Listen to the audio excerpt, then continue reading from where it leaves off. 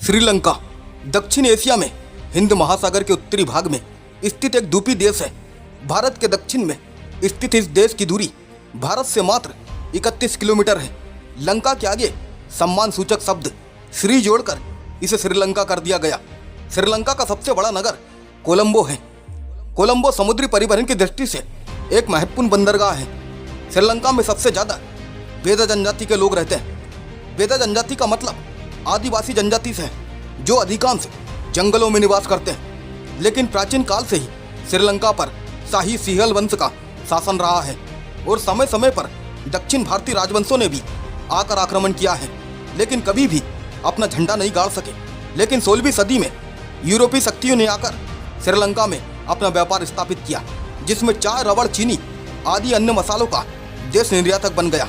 लेकिन इससे पहले पुर्तगाल ने कोलंबो के पास अपना दुर्ग बनाया और धीरे धीरे करके पुर्तगालियों ने अपना प्रभुत्व आसपास के इलाकों में भी बना लिया।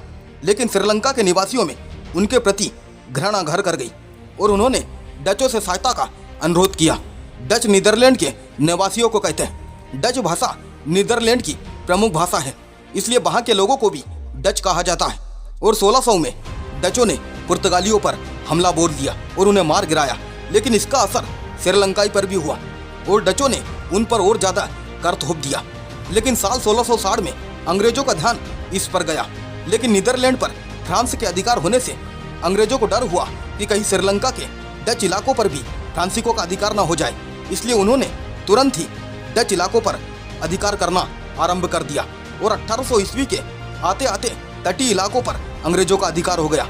और 1818 तक अंतिम राज्य कैंडी के राजा ने भी आत्मसमर्पण कर दिया और इस तरह संपूर्ण श्रीलंका पर अंग्रेजों का अधिकार हो गया। और फिर द्वितीय विश्व युद्ध के बाद श्रीलंका को 4 फरवरी 1948 को यूनाइटेड किंगडम से पूर्ण स्वतंत्रता मिली।